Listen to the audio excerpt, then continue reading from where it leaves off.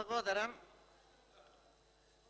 Почитувани граѓани, ви се обраќам вам кои што се уште сте будни, ја следите собраниската седница, а Бога ви не сте малку, на што укажуваат вашите бројни позитивни реакции по социјалните мрежи и поддршка за техничката министерка за труд и социјална политика Рашела Мизрахи, гордата еврејка од Република Македонија.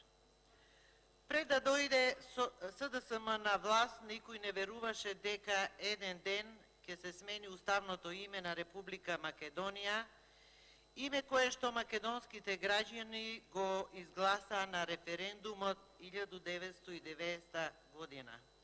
Дури и Зоран Заев се колнеше и тоа во се што му е најмило дека нема да го направи тоа. За жал, сите овде сме сведоци на кој начин го направивте тоа. Пред неколку години не сум можела ни да сонувам дека ќе дочекам ден кога некој ќе одговара за тоа што зад него пишувало Република Македонија. Уште повеќе, тоа да е наш министер и во нашата држава. Верувајте, македонците се згрозени и револтирани заради вашата омраза кон името Република Македонија.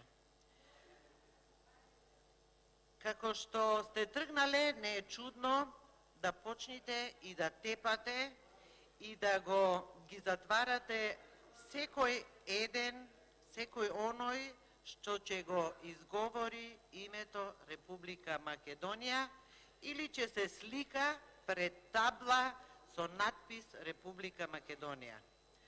Жално е тоа што министерката Рашела Мизрахи, иако не е македонка по националност, туку еврејка, излезе поголема македонка од сите вас во Социјалдемократскиот сојуз заедно. Ова што сега го правите, македонците го чувствуваат како најголемо национално предавство. И сега наместо да се скриете од срам за тоа што го направивте, вие судите една техничка министерка и си го толкувате уставот како што сакате, носите пресуда, па дури и предлагате нов министер. Ако се изгласа разрешувањето на техничката министерка Рашела, вие ќе го прекршите и Пражинскиот договор, односно законот за избори договорен во Пржино.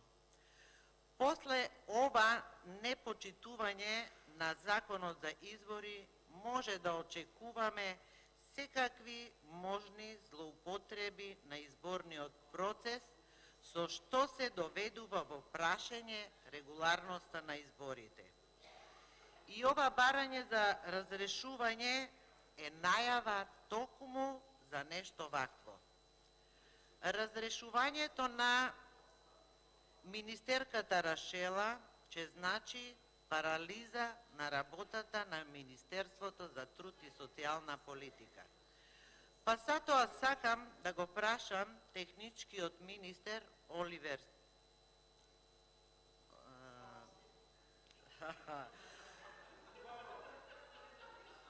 техничкиот премиер Оливер Спасовски, дали овој чин на барање на разрешување на министерката Рашела не е обид за нелегално превземање на Министерството за труд и социјална политика, знаејќи дека со надлежностите на ова министерство и тоа како може да се влијае на гласачите и дека со присуство таму на министерката Рашела не ќе може да се влијае врз гласачите, бидејќи таа за многу кратко време, откако е таму, обелодени бројни неправилности и злоупотреби и криминали во работењето на Мила Царовска и незините лицемерни политики за грижата во социјалната сфера. Тука е работата на Економскиот социјален совет, каде Мила е председател, и кој работел спротивно на деловникот за работа на Економскиот социјален совет.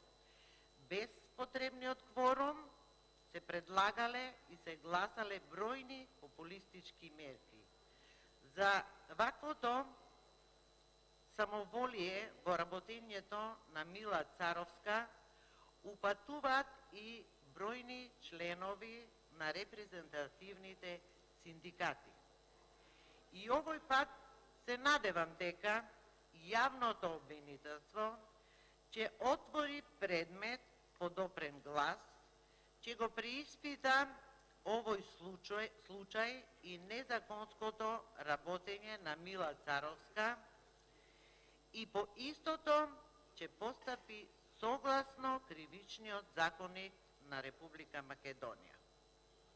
Господине технички премиер, стравот од губењето на власта ве тера да постапувате спротивно на законите и Уставот на Република Македонија и во име на Уставот оваа вечер го згазисте Уставот.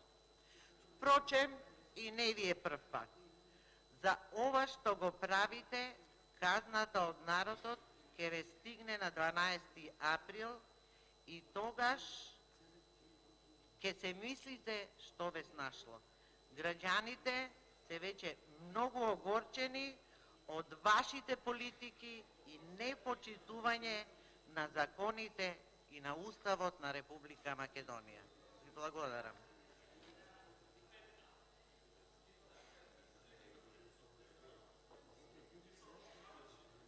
Благодарам, премиер.